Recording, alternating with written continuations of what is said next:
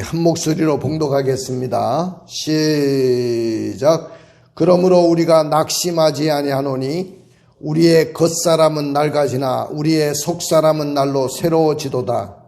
우리가 잠시 받는 환난에 경한 것이 지극히 크고 영원한 영광에 중한 것을 우리에게 이루게 함이니 우리가 주목하는 것은 보이는 것이 아니요 보이지 않는 것이니 보이는 것은 잠깐이요 보이지 않는 것은 영원함이라. 아멘. 자, 오늘 하나님의 말씀을요, 고린도후서 4장 16절부터 18절까지 말씀을 보았습니다. 고린도후서 4장 16절부터 18절까지 보았습니다. 고린도후서 4장 16절부터 18절까지. 자, 오늘 말씀의 제목이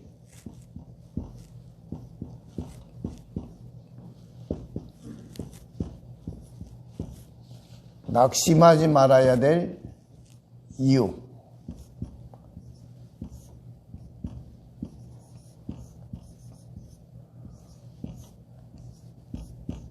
한번 따라해 봅시다. 낙심하지 말아야 될 이유. 예. 세상에는요, 온통 절망뿐이죠. 우리가 세상의 삶 자체가 많은 절망을 안고 살아가고 있습니다. 그러나 하나님께서 우리에게 낙심하지 않는 은혜를 우리에게 주셨어요. 많은 절망 가운데 우리가 살아가지만은 우리가 낙심하지 말아야 될 그런 이유를 우리에게 오늘 본문을 통해서 말씀하고 있습니다. 우리 인생은요, 많은 어두운 날에도 성도는 낙심할 수 없는 이유가 있습니다. 왜냐하면은 여러 가지 이유가 있지만은 오늘 저는 세 가지 이유를 들어서 여러분들에게 말씀을 드리려고 합니다. 어느 날 사단이 자기 부하들과 함께 성도들을, 교회에 다니는 성도들을 어떻게 하면 넘어지게 할 수 있을까? 그러면서 서로 의논을 하고 회의를 열었습니다. 그런데 공격 무기가 여러 가지 있는데 교회를 다니는 성도들을 사단이 공격하는 여러 가지 무기가 있는데 그 무기 가운데 한 무기에 가격표가 붙여 있었어요. 여러 가지 무기가 있는데 성도들을 공격하는 무기 중에 여러 가지 무기가 있는데 그 중에 한 무기에 가격표가 붙어 있는데 여러 가지 무기들마다 가격표가 다 붙어 있는데 어느 무기를 보니까 가장 비싼 가격에 가격표가 붙어 있더라는 거예요. 그래서 많은 그 부하 귀신들이 저기 마귀에게, 자기 대장에게 물었습니다. 왜 이 무기는 다른 것에 비해서 크지도 않은데 뭐 값나가는 것 같이 보여지지도 않는데 어떻게 해서 이렇게 비싼 가격이 매겨져 있습니까? 그렇게 물었어요. 그러니까 마귀가 하는 말이 이 무기를 사용하면 백발백중 성도들을 다 넘어지게 만들 수 있다는 거예요. 그래서 우리에게는 가장 중요한 무기라는 거죠. 그럼 이 무기가 어떤 무기냐 하면은 가장 마귀가 가격표를 높이 올려가지고 붙여놓은 그 무기가 뭐냐 하면은 바로 낙심이라는 무기입니다. 낙심. 뭐라고요? 예. 마귀가 공격하는 무기 중에 가장 강력한 무기가 뭐냐? 바로 낙심하게 만드는 거예요. 여러분들, 사람은 낙심하게 만들면 쉽게 다 넘어지게 돼 있어요. 저를 포함해서 우리 영상으로 예배드리는 모든 분들, 또 오늘 예배당에 나와서 예배드리는 모든 분들이 그냥 백발백중 다 넘어지게 만드는 것 중에 마귀의 강력한 무기가 뭐냐면은 바로 낙심하게 만드는 겁니다. 신앙생활 중에서 가장 치명적인 것 중에 하나가, 우리가 넘어질 수밖에 없는 치명적인 것 중에 하나가 뭐냐 하면은 낙심하는 거예요. 나는 오늘 여러분들에게 분명히 말씀드립니다. 절대로 낙심하지 마세요. 아무리 힘들고 어려운 일을 당하고 어려운 문제 앞에 여러분들이 있고, 내가 질병에 원하지 않는 질병 앞에서 고통 중에 있고, 또 사업이 안 돼서 힘들어하고, 여러 가지 가정의 어려운 문제들이 막 공격해 옴으로 인해 가지고 정말로 우리가 낙심해야 될 일들이 많지만은 오늘 우리는 낙심하지 않기를 주님의 이름으로 축원을 드립니다. 그래서 이 낙심이라는 말을 우리말 큰 사전에 찾아보니까 그 뜻이 뭐라고 돼 있냐면은 바라던 것이 이루어지지 않아서 마음이 풀어짐 이렇게 돼 있어요. 바라는 것들이 있는데 그 바라는 것들이 이루어지지 않아 가지고 마음이 다 풀어졌다는 거예요. 이것이 낙심이에요. 여러분들도 마찬가지죠. 세상에서 내가 많은 것을 원하고 바랬는데, 또 연초부터 내가 소원을 두고 기다렸는데 그 바라던 것이 이루어지지 않으면 우리가 얼마나 낙심이 되겠어요. 히브리어에 보니까 이 낙심이라는 이 단어가 뭐냐면은 완전히 분쇄된다, 완전히 용해된다, 그렇게 되어 있고요. 헬라어로는 무가치한 것이다, 무가치하다, 그런 뜻으로 되어 있어요.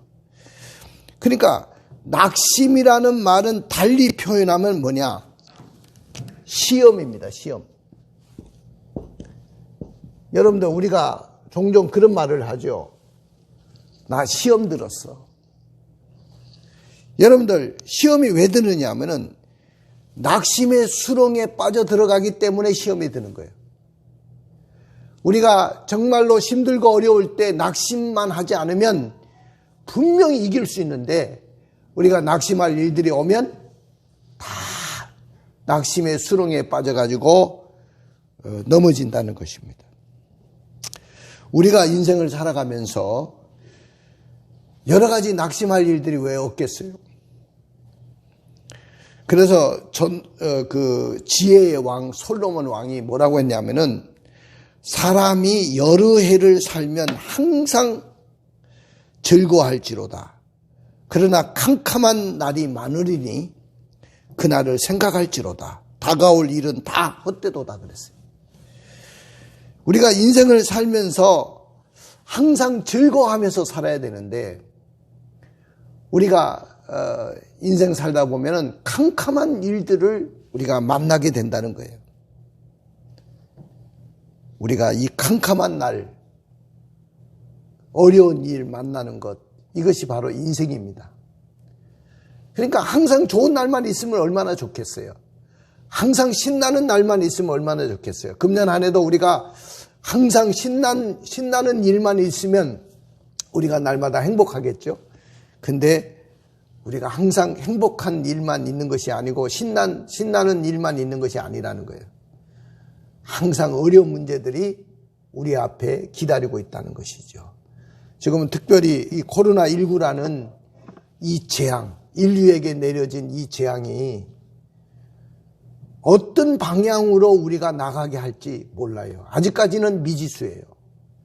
자, 물론 백신이 개발돼 가지고 우리나라도 2월 달부터 의료진과 나이 연세 많으신 분들 우선으로 접종을 시작한다고 하는데, 아직도 이 백신을 맞아 가지고 어떤 큰 효과를 보고 있다, 그렇게 보고된 나라가 그렇게 많지가 않습니다.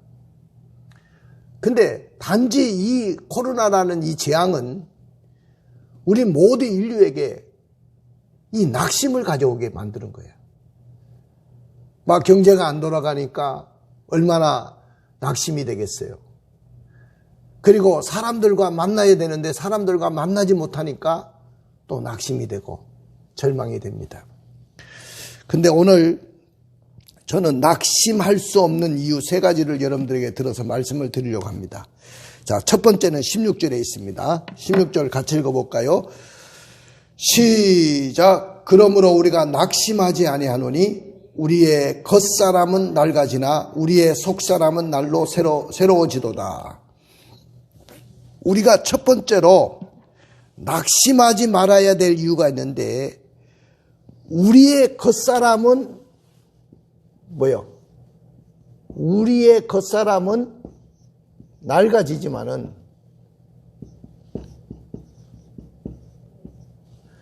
자,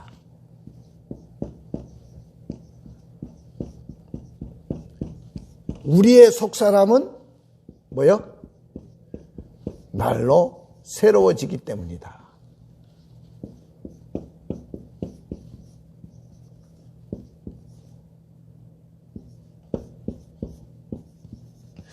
자, 여러분들 보세요. 우리의 겉사람이 뭡니까? 지금 우리에게 보여지는 나의 모습입니다. 거울에 비춰지는 나의 모습이 바로 우리의 겉사람이에요. 근데 우리의 사람은 겉사람도 있고 속사람도 있다는 거예요. 겉사람은 우리가 거울에 비춰지는 나의 외모. 그런데 이 외모는 항상 젊음을 유지할 수가 없다는 거예요. 여러분들, 지금 이 자리에 앉아 계신 여러분들도, 또 방송으로 말씀을 듣고 있는 예배에 참여하는 여러분들도 한때는 꽃다운 나이들이 다 있었어요. 굉장히 이쁠 때가 여러분들에게도 있었단 말이죠. 근데 어느 순간인가 보니까 내 얼굴이 자꾸 늙어가는 모습이 보여지죠. 주름도 생기고 머리에는 흰머리가 생기기 시작하고, 참 어떨 때는 거울이 보기 싫을 때가 있죠. 근데 여러분들, 우리의 겉사람은 이렇게 늙어간다는 거예요.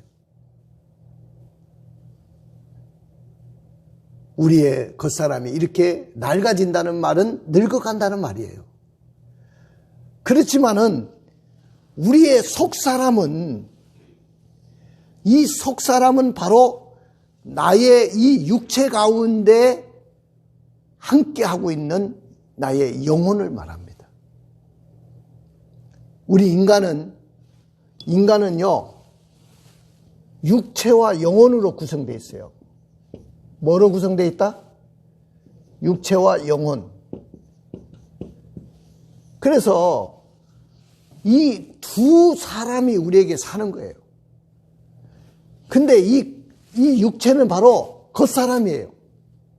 우리에게 보여지는 외적인 외모를 가지고 있는, 다시 말하면 흙으로 만들어진 지금 나의 모습이에요.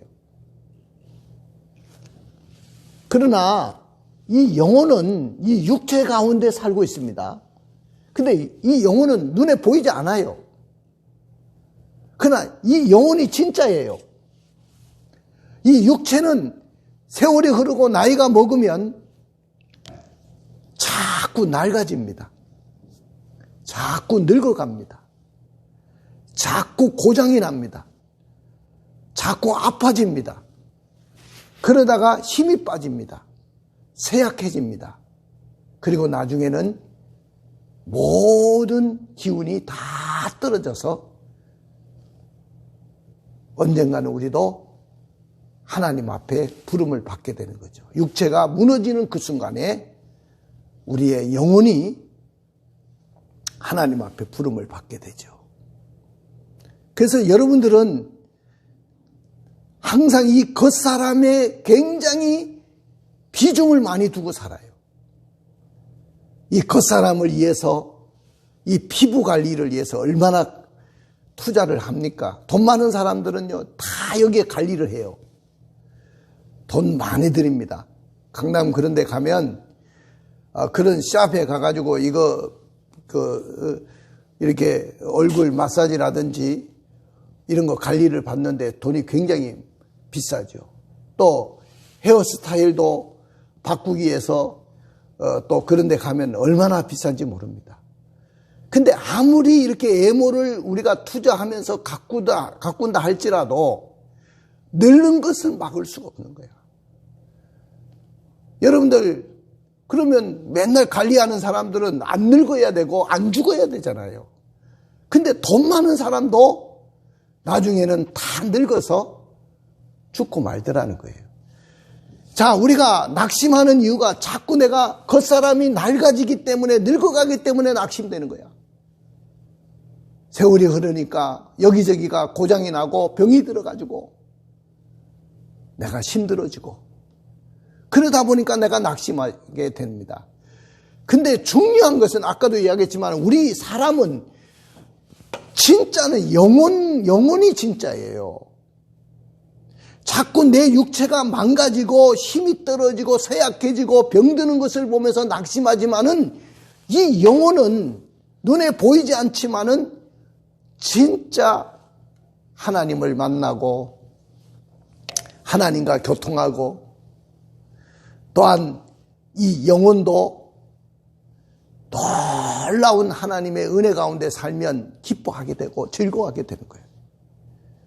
그래서 성경에서 보면은 영혼이 잘된과 같이 범사가 잘되고 강건하기를 원하노라. 그러니까 영혼이 먼저 잘되게 되면 범사가 잘되게 돼 있다는 거예요. 그리고 육신도 강건하게 돼 있다는 거예요. 근데 우리는 항상 영혼에 대한 투자는 하지 않고 육적인 투자에 굉장히 많은 것을 투자를 합니다. 돈도 투자하고 시간도 투자하고 또 노력도 하고 수고도 합니다. 근데 영혼을 위해서는 여러분들이 얼마나 투자합니까? 아무리 투자를 육체를 위해서 투자하지만은 이 육체는 낡아질 수밖에 없다는 거예요. 언젠가는 무너질 수밖에 없는 겁니다. 무너질 수밖에 없는 장막이라는 거예요. 그러나 영혼은 날로 날로 새로워집니다. 영혼은 절대로 늙지 않습니다. 할렐루야. 영혼은 죽지도 않습니다. 영혼은 마지막 날 육체가 무너지는 그날에도 내 영혼은 하나님을 만나게 됩니다.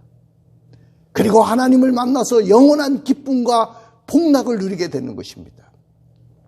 그러니까 여러분들, 너무 육체가 망가진다고, 육체가 늙어진다고, 육체가 쇠약해졌고 병들었다고 낙심하지 마세요. 믿으십니까? 믿으십니까?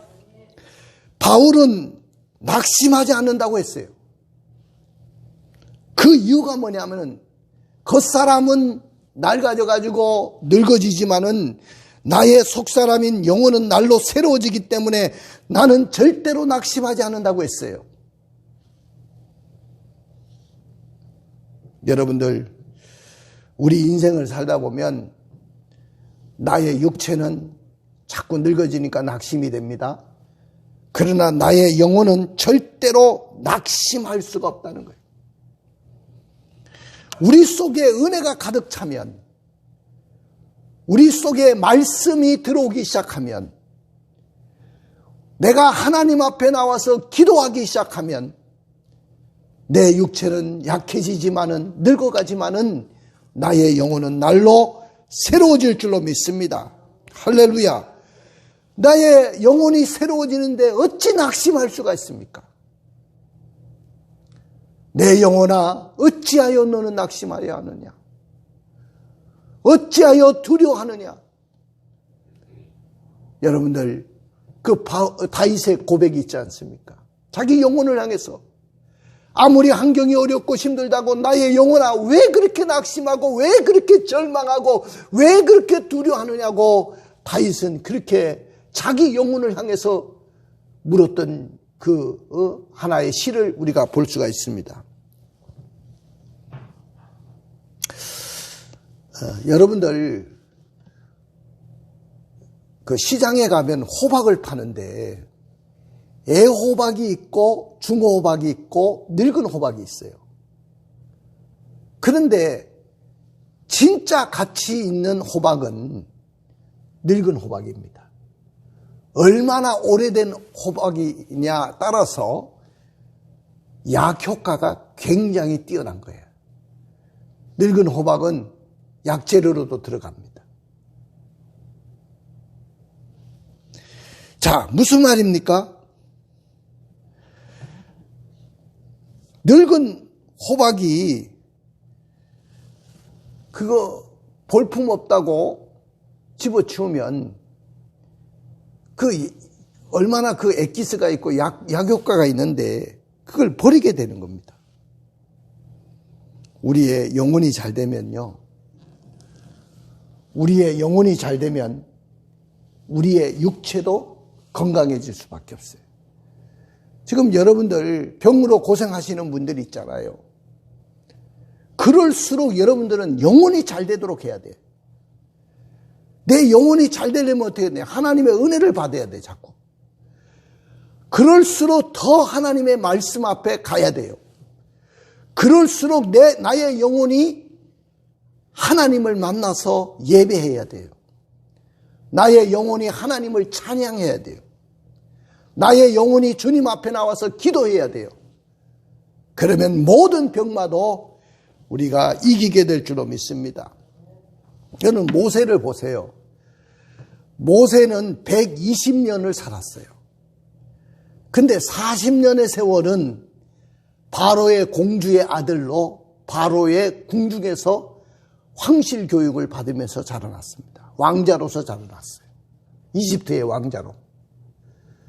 그런데 그가 저 애굽 사람을 쳐 죽인 사건이 있었잖아요. 자기 동족 때문에. 그것 때문에 살인자로 몰려가지고 미디안 광야로 도망을 갑니다. 미디안 광야에서 40년을 보냅니다. 근데 나이가 벌써 40년을 보내니까 80살이 됐어요. 80 먹은 노인네가 힘이 있으면 얼마나 힘이 있겠습니까? 근데 하나님이 80 먹은 노인네를 부르신 거예요. 그리고 40년을 더 쓰셨어요. 여러분들, 그리고 이스라엘 백성들을 애굽에서 구원해내고 그리고 광야로 이끌어서 요단강 앞에까지, 가나안 땅 앞에까지 인도하는 사명을 감당했습니다. 여러분들, 나이가 먹어간다고 서러워하지 마세요. 늙어가는 모습도 아름다워요. 나는 종종 이 늙어가는 모습을 보면, 거울을 보면서도 내가 이렇게 늙어가는구나. 늙더라도 참 멋있게 늙었으면 좋겠어요. 근데 많은 사람들이 늙어가는 것을 싫어합니다. 근데 여러분 안 늙습니까? 안 늙겠다고 막 다짐하고 결심하고 금년에는 나는 절대로 안 늙을 거야. 그런다고 안 늙습니까? 늙어요. 보니까 1년 전에 사진 찍은 거하고 1년 후에 찍은 사진하고 벌써 세월의 차이가 보이더라고요. 내가 모르는 사이에 내가 그렇게 늙어가는 거예요. 그러나 나는 겉사람은 낡아지고 늙어가지만은 나의 영혼이 새로워진다면 언제든지 하나님 앞에 쓰임받을 수 있는 줄로 믿습니다. 할렐루야. 내가 종종 교회들마다 임직식에 가거든요. 그 이제 은퇴하시는 분들이 종종 많더라고요. 이제 70살이 되니까 은퇴를 하는 거야. 근데 은퇴하시는 분들 생각에는 그래요. 나 이제 권사직에서, 장로직에서 은퇴했으니까, 나는 집사직에서 은퇴했으니까 나는 이제 사명 끝났어. 내가 이제 나이 먹었는데 내가 교회에서 뭘 할 수 있겠어. 내가 그분들한테 그랬어요. 그러지 마세요. 여러분들 인생은 100세까지라고 하는데 앞으로 30년을 더 사실 건데 그 세월을 어떻게 사시렵니까? 내 인생 끝났다고? 그렇게 하면서 낙심하면서 살다가는 여러분들 오늘 은퇴하는 그 순간에 여러분들은 더 늙을 수도 있고, 하나님 앞에 섰을 때 우리가 어떻게 설 수 있겠습니까? 그러니까 끝까지 충성하세요. 나는 은퇴하는 그 순간부터 더 큰 일을 해야 되겠다고 다짐하고 시작하세요. 마침이 아니라 시작입니다. 제가 그렇게 말씀을 드린 적이 있어요. 여러분들, 아브라함도 75세에 부름을 받았어요. 그리고 갈렙은 85세 때 저 헤브론 산, 저 산지를 내게 주십시오. 내가요 40세 때 그 힘이나 지금이나 80이 되었지만은 그 힘이 일반입니다. 그 헤브론 산지를 내게 주십시오. 그렇게 요구했던 것을 봅니다. 욥은 젊었을 때 알 수 없는 고난을 당해서 모든 것을 다 잃었지만은 그의 노년에는 갑절에 축복을 받고 그 가문이 더욱더 복을 받았어요. 그러니까 내가 항상 이야기하지만은 늙으면 나는 내 인생 끝난 것이 아니고 나의 영혼은 날로 새로워지기 때문에 하나님 앞에 더 크게 일할 수 있습니다. 믿으십니까? 두 번째 이유는 우리가 낙심하지 말아야 될 첫 번째 이유는 우리의 겉사람은 낡아지지만은 속사람은 새로워지기 때문입니다. 겉사람은 늙어지지만은 나의 속사람, 영혼은 더욱더 강하여지고 새로워지기 때문에 내가 낙심할 이유가 없다.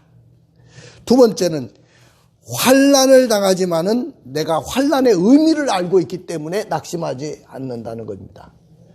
자, 내가 뭐를 당해요? 환난을 당합니다. 환난을 당하지만 환난의 의미를 알고 있기 때문에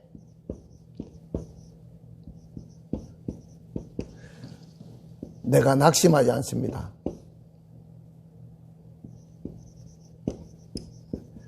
자, 내가 환난을 당해요. 지금 내가 지금 어려움 중에 있어요. 그 어려움 중에 있는 분들이 있어요. 내가 지금은 환난을 당하고 있지만은 그 환난을 통해서 내가 환난의 의미를 아는 그 순간부터 나는 낙심할 이유가 없다는 거예요.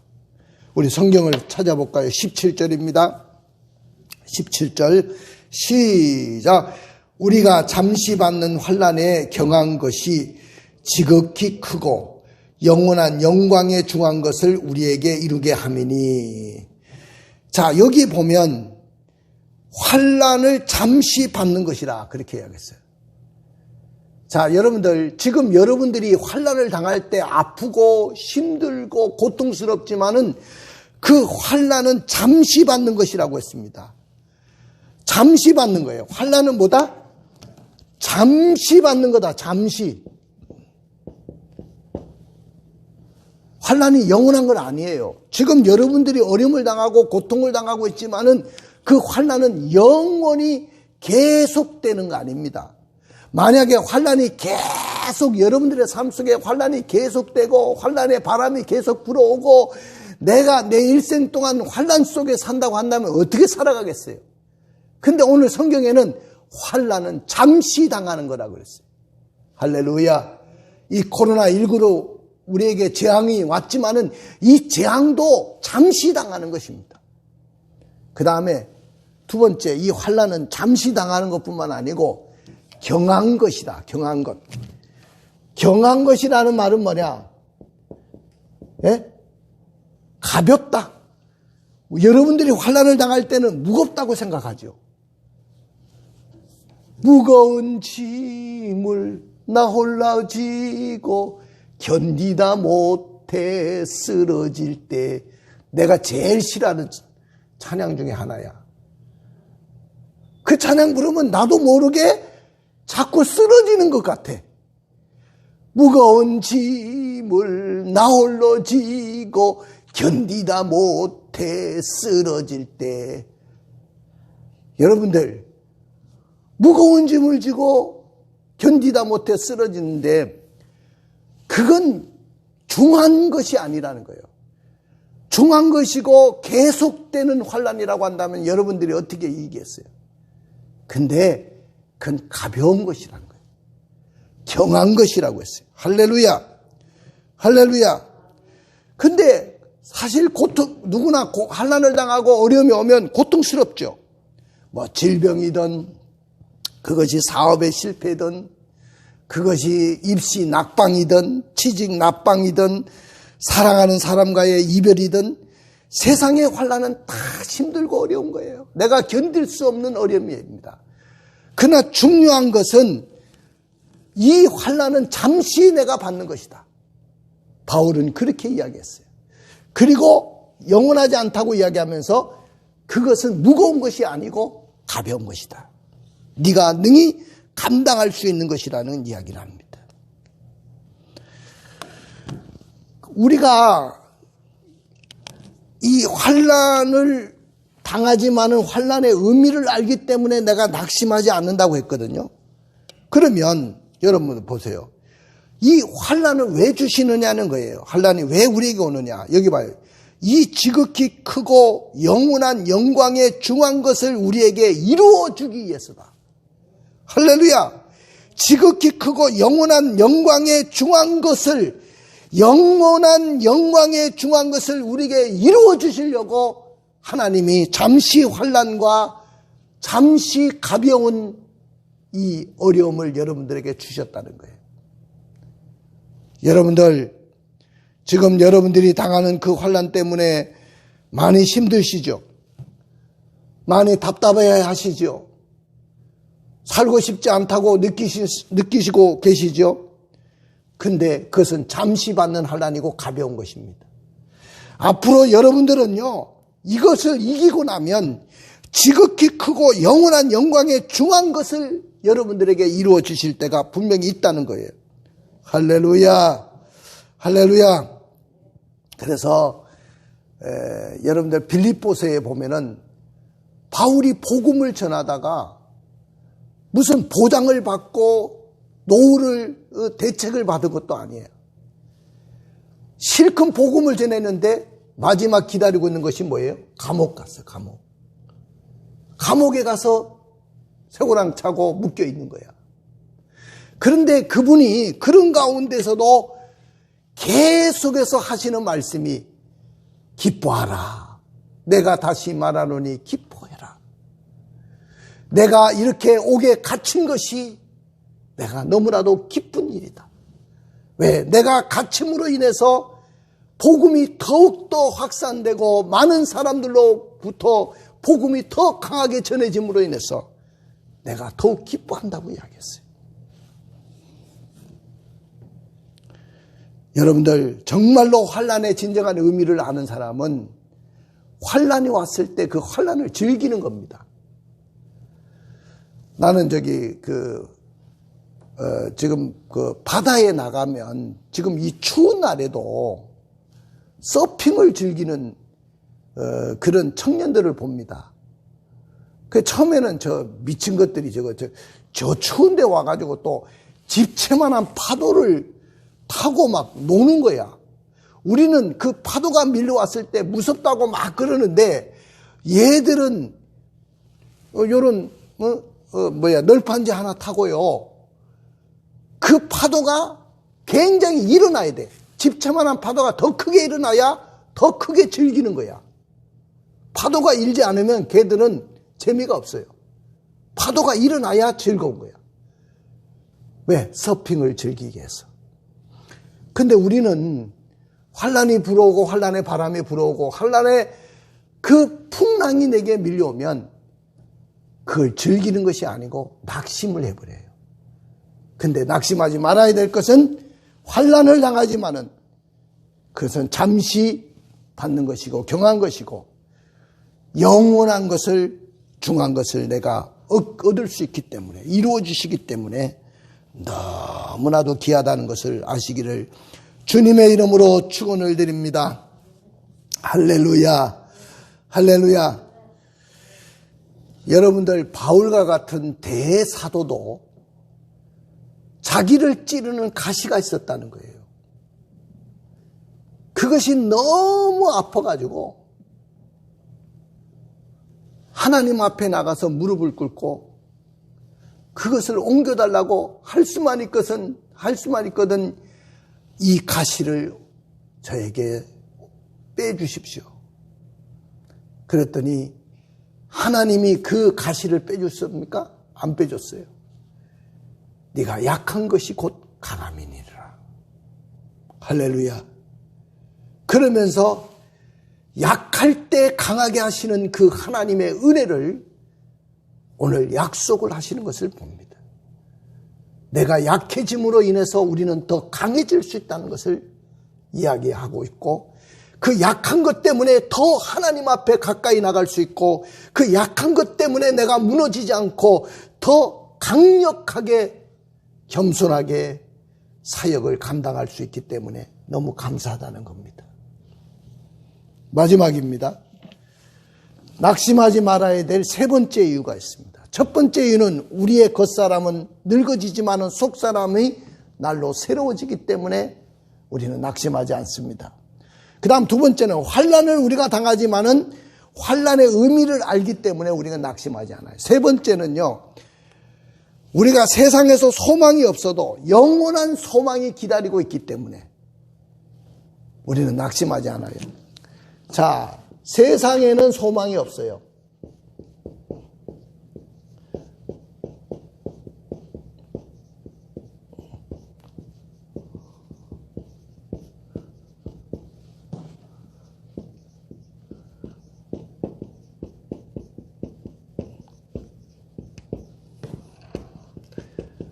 자, 여러분들 보세요.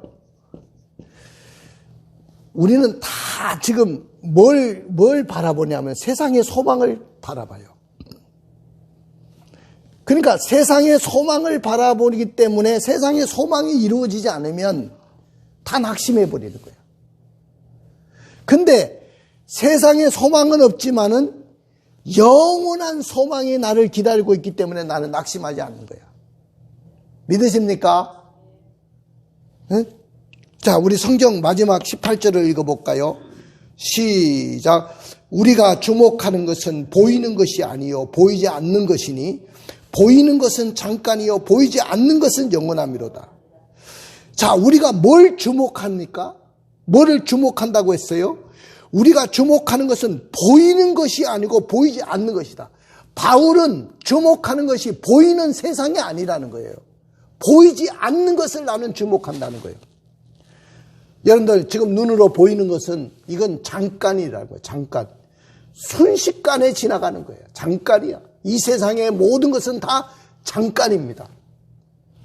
그러나 보이지 않는 것은 영원한 것입니다. 그러니까 보여지는 세상의 소망을 걸고 사는 사람들은 항상 낙심할 수밖에 없어요. 보여지는 세상의 것이 만만하지 않고 나에게 이루어지지 않았을 때, 내가 힘든 일을 만났을 때, 그것이 이루어지지 않았을 때 항상 낙심하게 되어 있어요.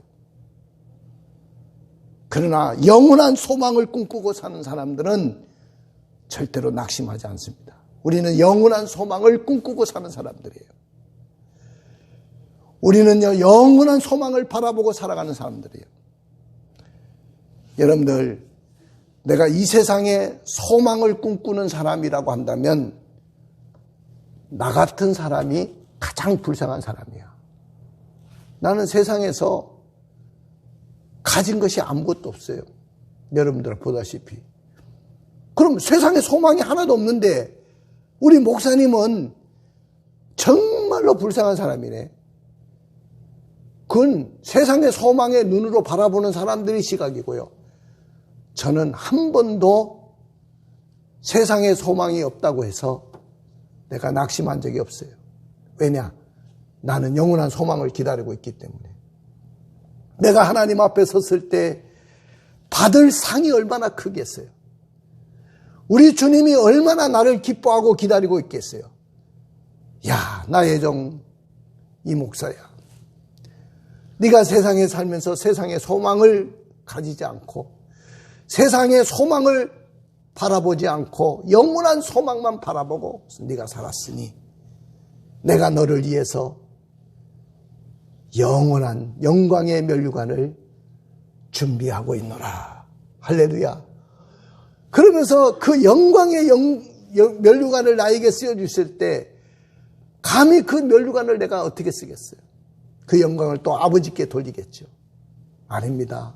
아버지, 나는 어차피 하늘의 소망을 바라보고 살았습니다. 이 영광은 주님이 받으셔야 됩니다. 자, 여러분들 이 세상에 소망 걸지 마십시다. 할렐루야. 근데 이 세상에 소망을 걸고 살면 다 낙심하게 돼 있어요. 왜?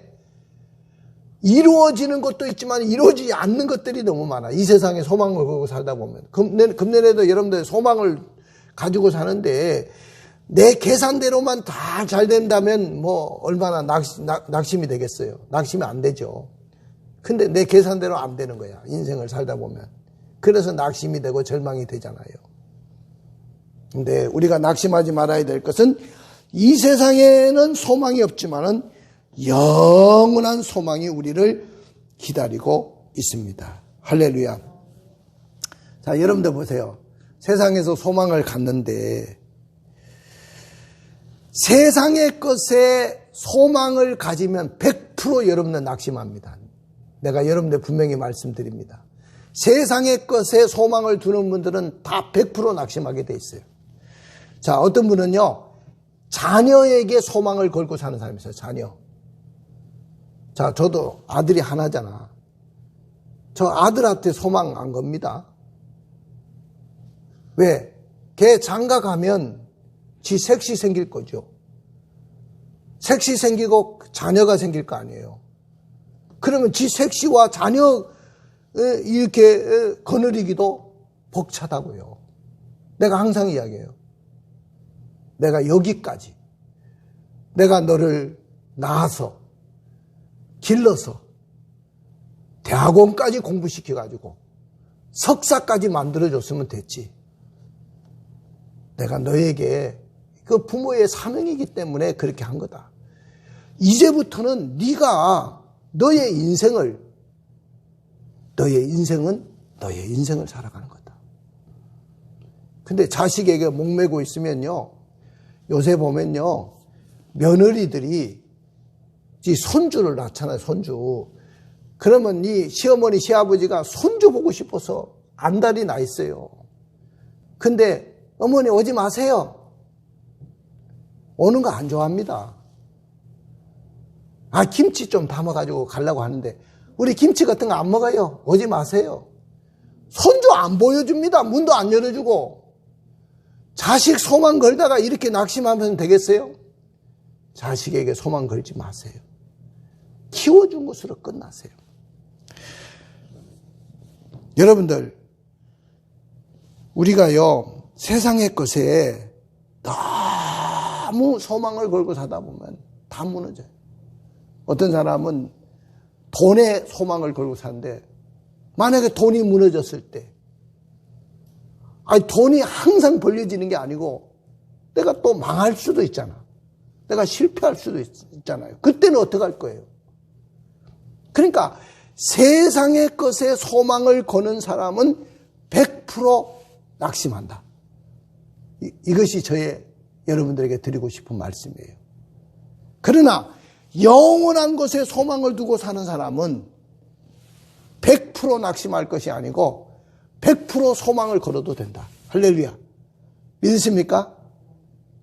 그래서 하늘의 것, 영원한 것에 소망을 두고 한 것은요, 다 상급으로 돌아오고 축복으로 돌아오고 내가 잘 되고 내 인생도 잘 될 것입니다. 그런데 항상 우리는 이 세상의 것에 소망을 두고 살거든요. 자식에게 소망을 건다든지, 어떤 사람은 물질에 소망을 걸고 산다든지, 어떤 사람은 집장만 하는데 소망을 걸고 사는 거야. 그런 사람도 다 낙심하게 돼 있어. 여러분들 그거 안 되면 그냥 화병에서 죽어버린다니까. 오래 살지도 못하고. 그러니까 영원한 것에 소망을 두고 살는 여러분 되시길 바랍니다. 자, 오늘